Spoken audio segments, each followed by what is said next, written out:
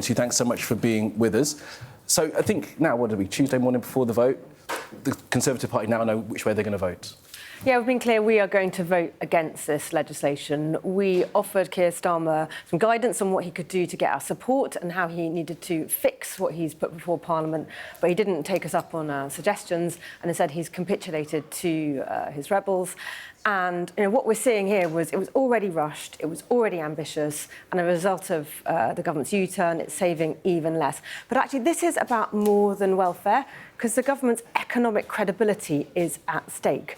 Rachel Reeves came into power saying that she needed to be fiscally disciplined and that she was going to make cuts to public spending. She has killed growth with her tax rises, and then she's U-turned now on both of her two main ways of making savings, on winter fuel and now on welfare, and I think we have more U-turns to come. So she has no economic credibility, and I think it's inevitable that in the autumn she's either going to end up borrowing more or putting up taxes, which is the last thing that the economy needs. We're seeing how much damage her tax rises are already doing. Yeah. And on the Prime Minister's side, I mean, he simply can't govern the country. He can't control his party. He can't make difficult decisions. Just 1 year into his leadership, he's effectively a lame duck Prime Minister. OK, well, you've made your attack. I mean, you guys couldn't even tell us over the weekend whether or not you'd vote against this bill, which you've now clearly come to the point of. You suggest that he's capitulated. I mean, he's made concessions, they would say. What would the Conservatives do differently? I mean, you'd want the welfare bill to come down, and that's what this legislation will do.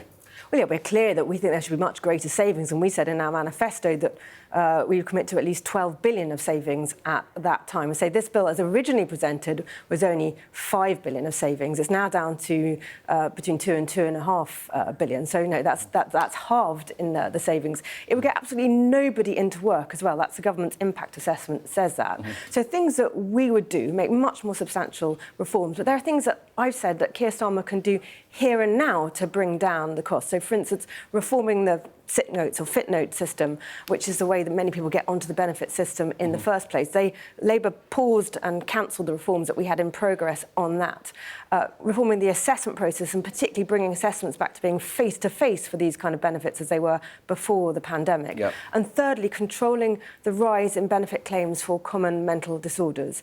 And I know that those are real and people really struggle with some of the mental health problems that they're experiencing. However, that is the number one reason why people are now claiming benefits, and it's got to be brought under control. I mean, that 12 billion that you look to save, you'll know the IFS at the time said it looks really, really challenging to be able to get anywhere near that because of the reforms that would be needed. The change to having people having face-to-face consultations versus telephone was a Conservative policy change that you guys brought in. And you talk about credibility of their economic plan. I mean, it's a government that was led by Liz Truss at one point.